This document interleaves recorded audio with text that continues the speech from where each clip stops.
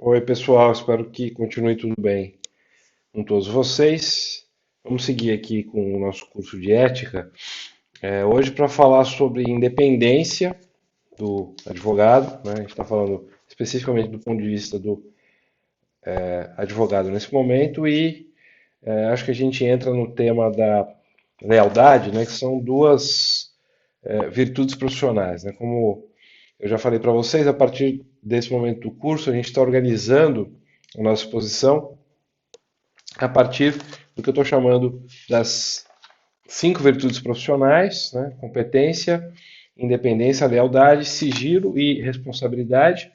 Eu falei sobre a primeira no nosso vídeo passado, a competência. Hoje eu vou falar de independência. Eu acho que eu consigo falar também sobre lealdade. Então, o que eu quero dizer com independência, né, do advogado? Bom, em linhas gerais, independência significa não ser subserviente a ninguém, né, na sua atuação institucional e principalmente na sua atuação profissional, né. A advocacia, isso é importante dizer, o advogado não está subordinado ao juiz, ele não está subordinado ao promotor, né?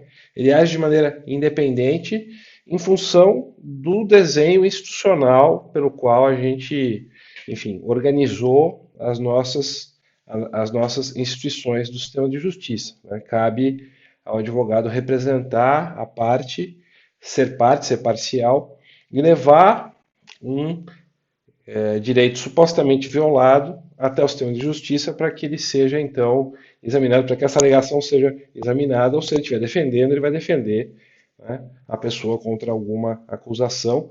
Mas, de qualquer maneira, o advogado age em nome dessa função, ele não age em nome, enfim, não está subordinado a nenhuma, enfim, a nenhuma instância de poder, né? Outro ponto importante, quer dizer, para a gente entender aqui, é que ele não está subordinado também ao próprio cliente. A gente vai ver um pouco isso. Essa outra dimensão importante da independência tem essa dimensão funcional, né? Do advogado exercer o seu papel em função do seu lugar no sistema de justiça. E também tem esse aspecto que o advogado tem que ser independente para conduzir o processo da melhor maneira possível, porque ele tem uma independência, digamos assim, técnica, né? Ele tem a direção técnica do processo, inclusive ele pode exercer, ou ele deveria poder, é claro que isso na prática nem sempre é fácil, exercer essa independência técnica em relação ao próprio cliente. Não é obrigado, por exemplo, a fazer o que o cliente quiser, ele tem que fazer só aquilo que for tecnicamente recomendável naquele caso. Então, esse é um ponto importante. Também um terceiro elemento que é importante compreender em relação à independência é a sua ligação com a ideia de sigilo, né? Claro que para ser independente, o advogado precisa manter sigilo sobre as informações que ele vai obter dos seus clientes para exercer a sua função. Ele não pode ser obrigado a revelar nada disso. A manutenção da independência depende disso. Eu vou falar do sigilo, né, no nosso próximo vídeo. Então, esses 3 aspectos importantes para a gente pensar em relação à independência. Então, em primeiro lugar, a independência funcional, profissional do advogado e institucional, ele é essencial para a realização da justiça, porque, enfim, é através ou é por meio do, enfim, através não é muito bom porque pode se interpretar como, né, passando por ele, mas enfim, é por meio dos advogados que a gente leva às instituições de justiça as nossas alegações de direitos violados. E, em segundo lugar, é importante entender essa independência, né, como independência na condução técnica do processo, na condução técnica daquela questão. Se for uma atuação como parecerista, a mesma coisa, né? Você tem que ter independência para enfim, elaborar o seu juízo técnico sobre aquela questão. E, em terceiro lugar, a importância do sigilo, né, para o exercício da independência do advogado. É importante que ele não seja obrigado a revelar nada sobre o que, enfim, do que ele soube sobre aquele processo, senão ele não vai poder exercer a sua função adequadamente. Então, a gente pode enumerar alguns elementos da independência, então o advogado ele tem que ser independente em relação ao Estado e em relação aos próprios tribunais. A profissão já é organizada de uma certa maneira, ela já é normativamente desenhada para ser independente. Nós temos a OAB que regula a profissão do advogado. Isso é uma maneira de garantir institucionalmente a independência da profissão em relação ao próprio Estado e em relação aos tribunais. Por exemplo, todas as atividades relativas à profissão, a princípio, são financiadas, né, pela anuidade da OAB, que nem sempre, né, a gente gosta de ter que arcar com ela. Mas, enfim, a princípio, aí é importante fiscalizar o que a OAB está fazendo, né? A princípio, esse dinheiro serve para que a nossa organização, né? Essa organização que cuida das questões relativas à profissão possa funcionar de maneira independente, não depende diretamente do orçamento do Estado, por exemplo, né? E nem do orçamento dos tribunais, nem fica devendo favores para ninguém. Isso é importante para mostrar que a advocacia, enfim, ela se desenvolve de forma independente, inclusive julgando os próprios pares nos seus tribunais de ética. Claro que em situação normal, de normalidade institucional, essa independência não fica muito evidente, mas como a gente inclusive já discutiu em aulas anteriores, em momentos de autoritarismo, em estados autoritários, existem muita resistência à atuação de advogados e advogadas, porque são eles que questionam, ajudam a questionar os atos do poder. Então é importante perceber isso, é, enfim, mesmo que isso fique em segundo plano quando a gente está numa situação de normalidade institucional, né?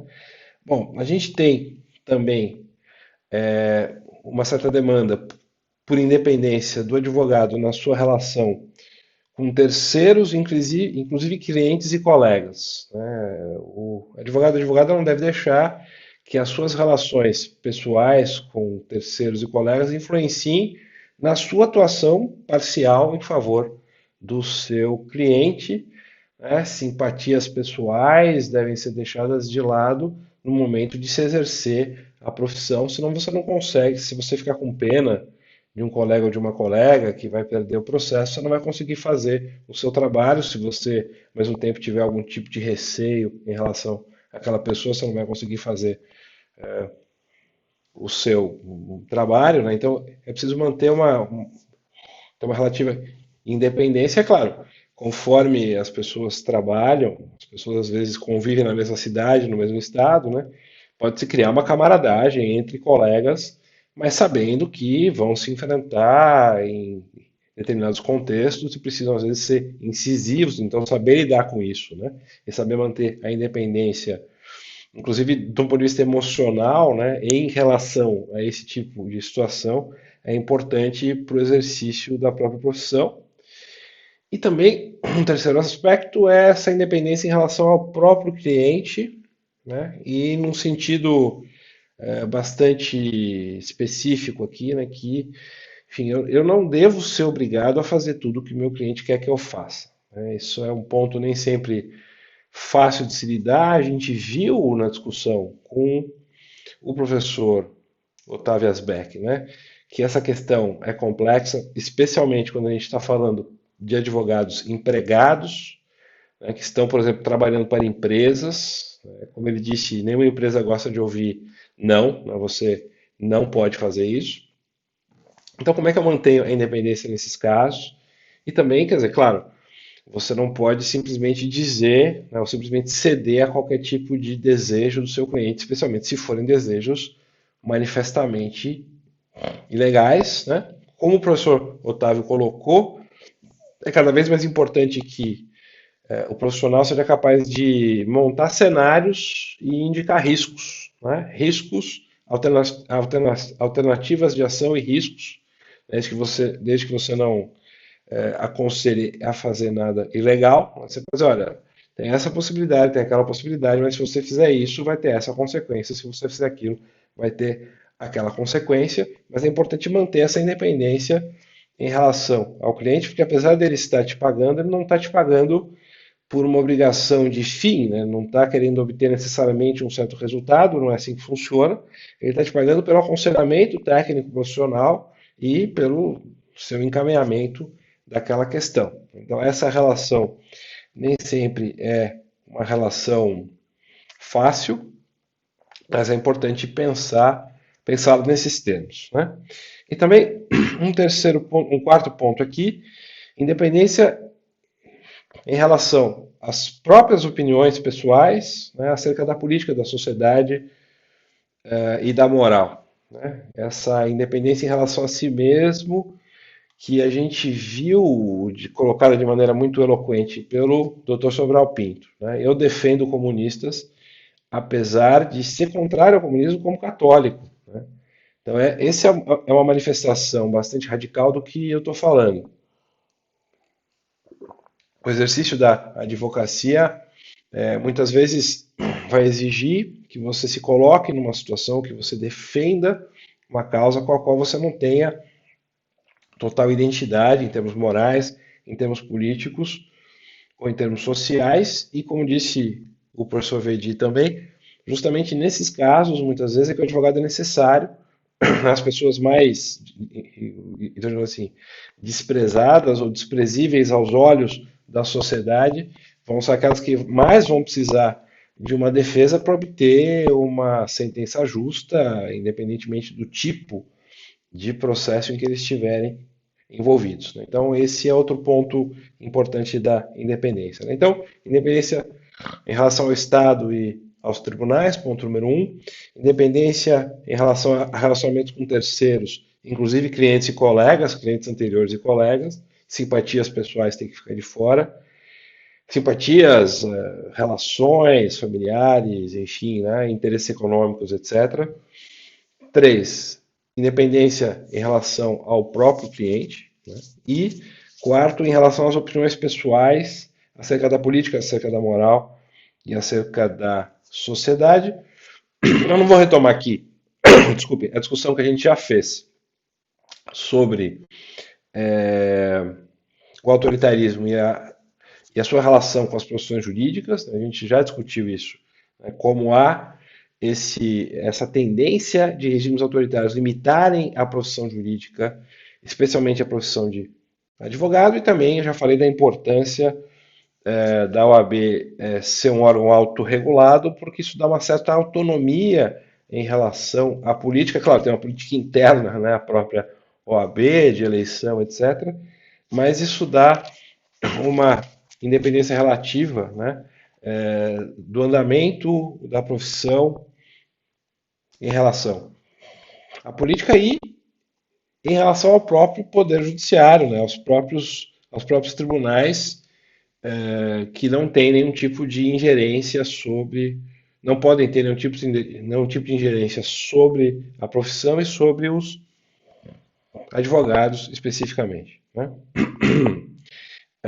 E claro, isso é importante de um ponto de vista da prática cotidiana, né? Você, como advogado, você deve tratar com todo o respeito juízes e juízas, mas não tratá-los como subordinados, né? Você tem a obrigação, inclusive, de apontar nulidades, apontar falhas, recorrer, né?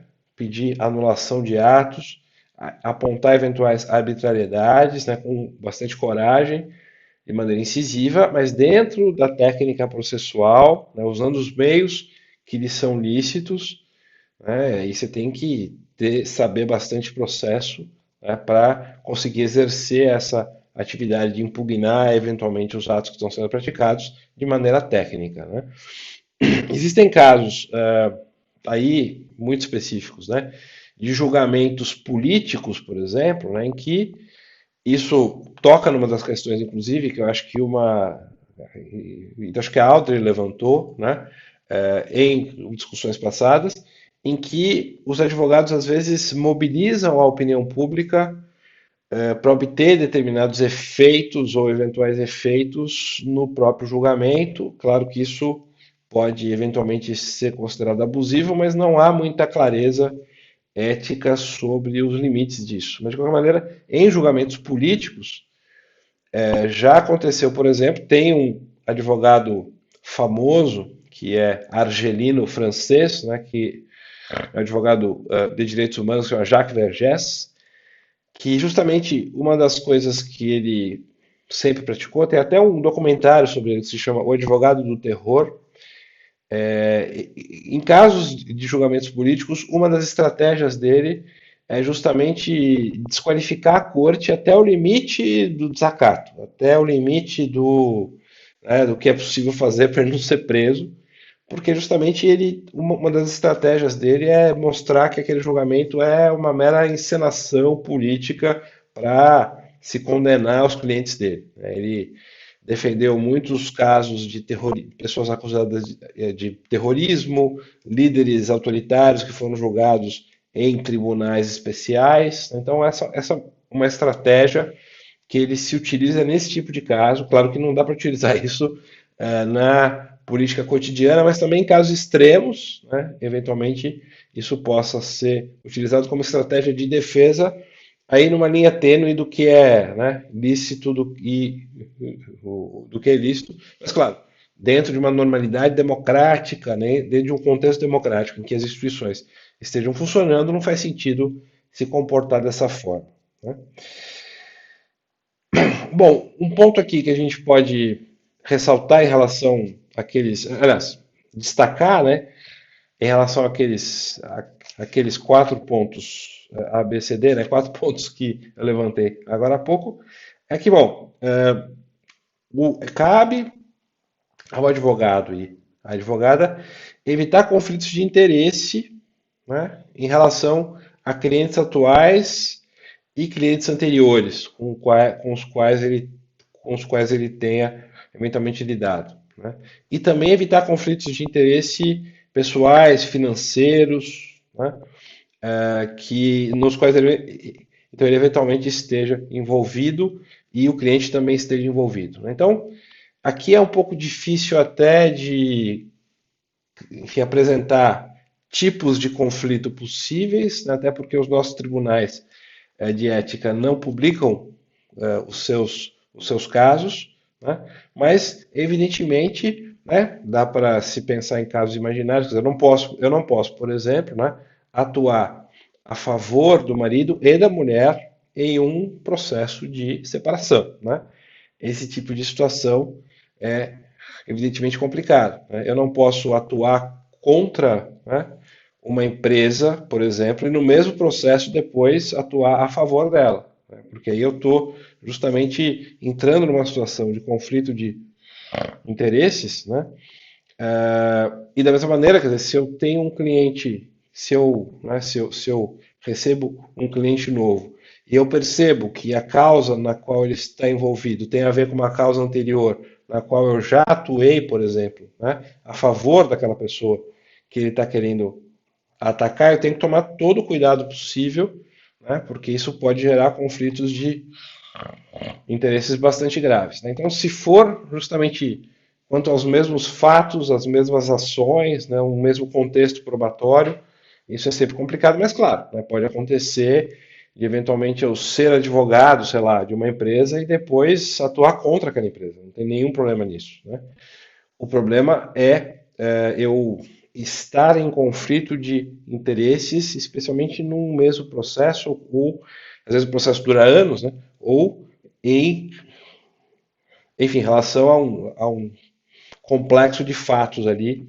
Isso vale também para quando a gente dá pareceres, né? Não posso dar um parecer a favor de alguma coisa e depois advogar contra aquilo que eu falei. Eu teria, enfim, traindo meu cliente nesse caso. Então, esse tipo de cuidado com os conflitos de interesse é preciso se ter, né, quando se está advogando.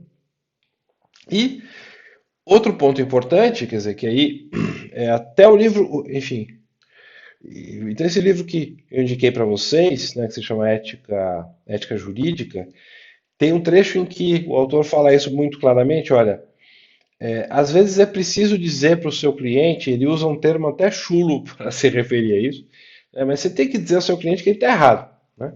E que não é possível fazer aquilo, claro, de maneira privada, não vai falar isso na frente do juiz, né, evidentemente, não vai falar isso na frente da outra parte, mas você pode dizer e deve dizer com todo, quer dizer, o cuidado muitas vezes que aquilo não vai dar certo, aquilo não vai para um caminho adequado e saber lidar com isso, né? O professor Otávio disse, bom, é importante apresentar isso em termos de cenário, de possibilidades e de alternativas, né? Mas de qualquer maneira é importante,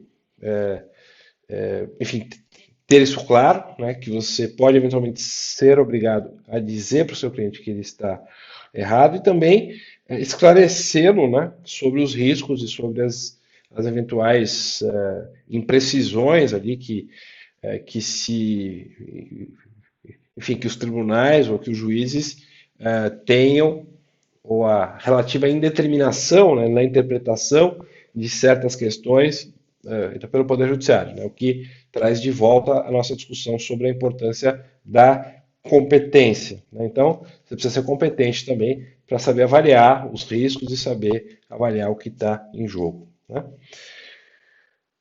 Acho que sobre lealdade, acho que isso é suficiente a gente falar como ideia geral, né?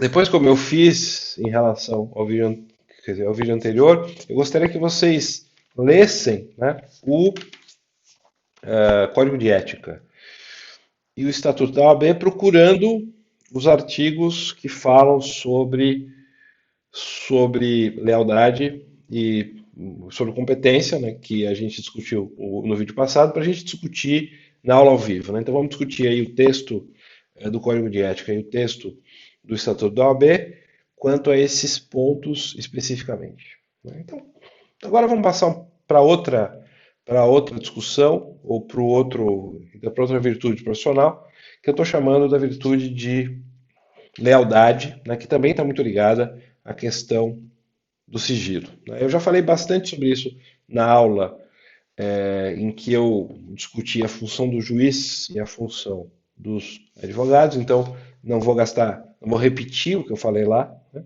Mas a ideia central é essa: a advocacia, o advogado, a posição do advogado, né, no processo. Não é uma posição neutra, né? Ou melhor dizendo, não é uma posição imparcial, né? Então, é claro que o advogado só pode aconselhar o seu cliente a realizar objetivos lícitos, né?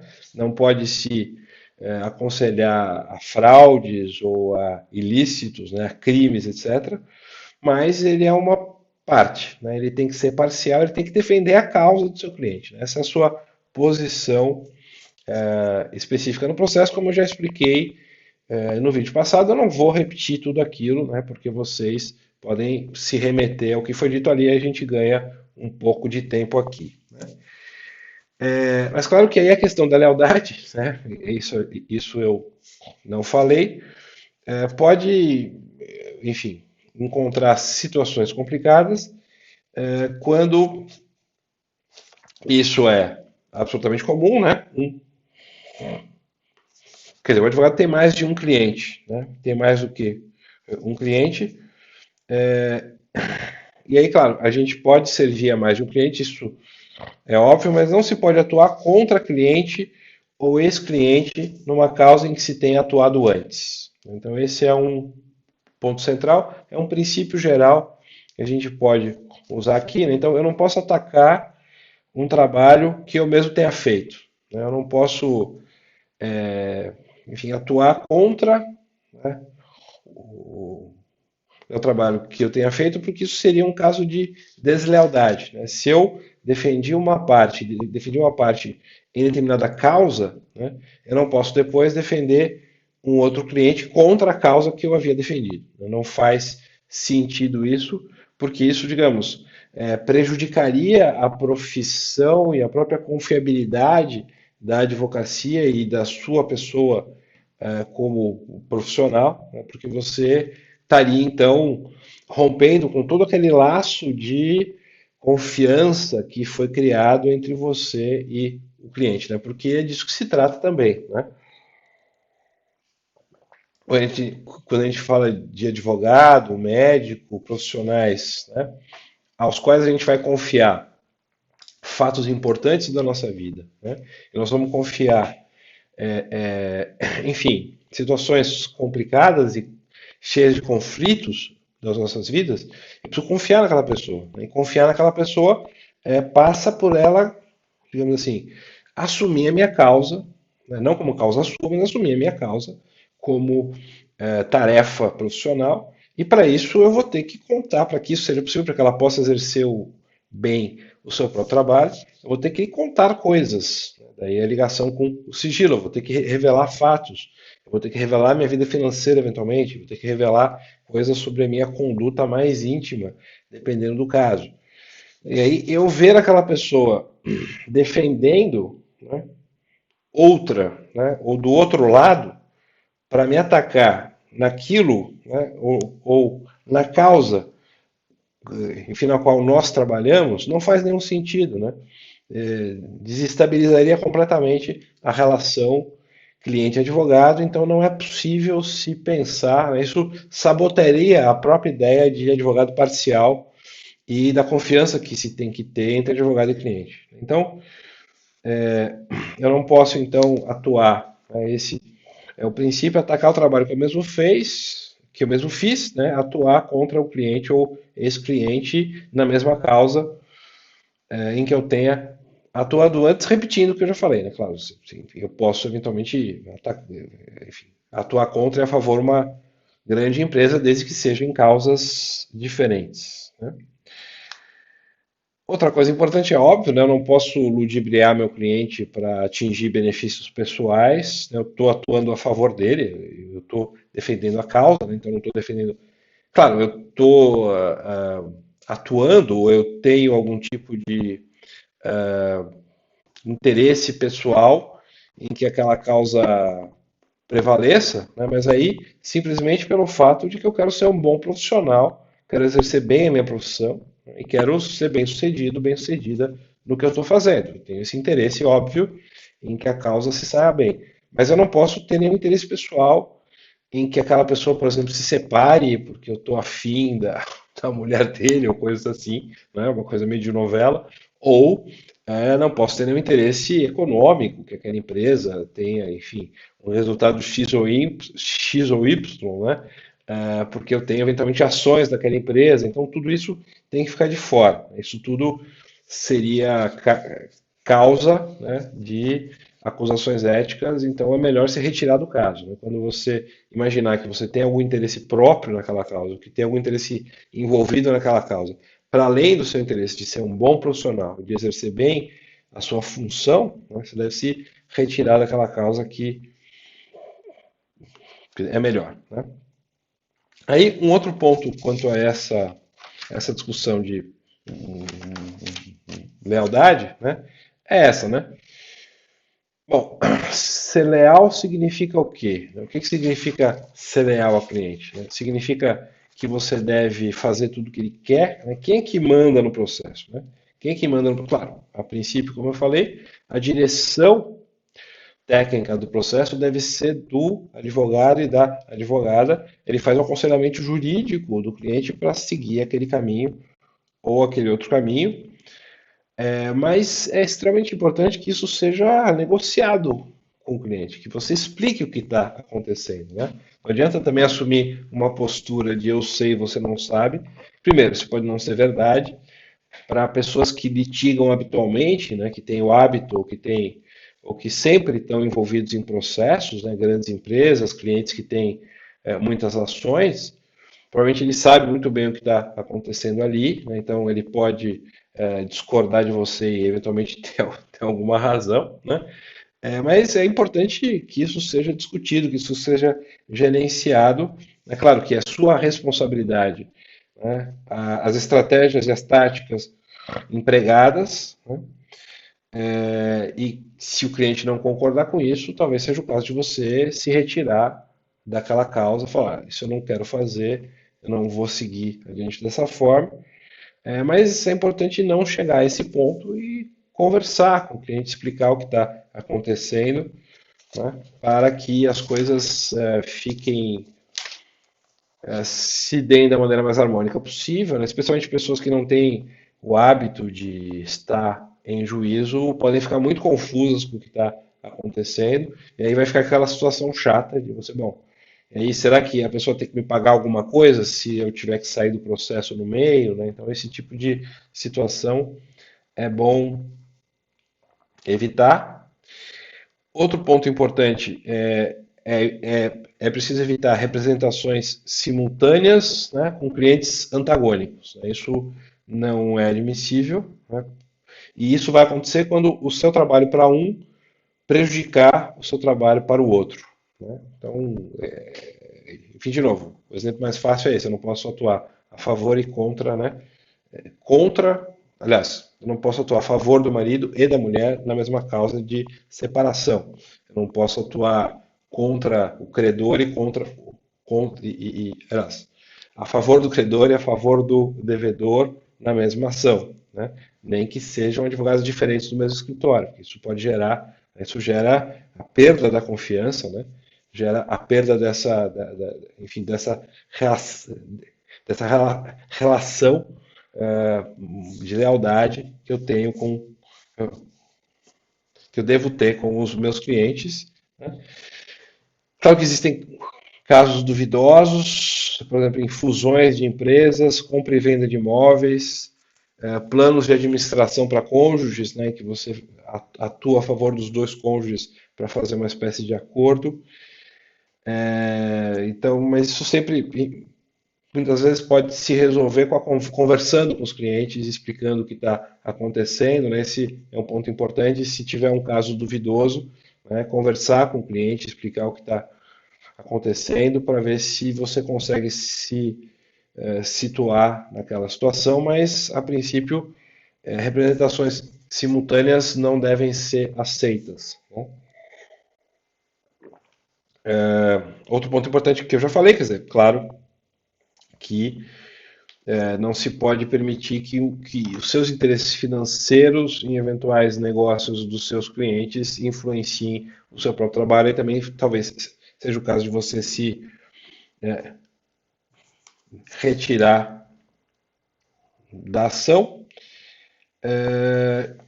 E deixa eu ver se tem mais alguma coisa. Isso eu já falei, né? Enfim, aí essa questão das representações sucessivas não tem nenhum problema, né? Você pode representar, às vezes, enfim, você atua a favor da empresa e contra, mas não pode ser na mesma causa e nem atuando contra o seu próprio trabalho. Acho que isso é, isso a gente deu conta aqui dos principais pontos, quanto também a lealdade, lembrando da aula sobre a posição do advogado e a posição do juiz. Então aqui estão algumas ideias gerais sobre essas duas virtudes profissionais, né? Então eu falei hoje sobre independência e sobre lealdade, só para a gente retomar para fechar, e aí passando, né, já, enfim, no próximo vídeo a gente vai para os outros temas. Então, quando eu falo de independência, eu estou falando dessa independência profissional do advogado, não ser subserviente ao Estado, não ser subserviente aos juízes e aos tribunais. Segundo ponto, né, essa independência em relação à sua própria atuação profissional, ser a pessoa que vai conduzir o processo tecnicamente, de maneira independente. E, em terceiro lugar, eu falei da independência no que diz respeito às próprias opiniões pessoais, à sua própria individualidade, né? O advogado tem que ser independente e também enfim, aí o desdobramento disso para o modo como se organiza a profissão, né? Autorregulando-se via OAB e os outros desdobramentos que eu fiz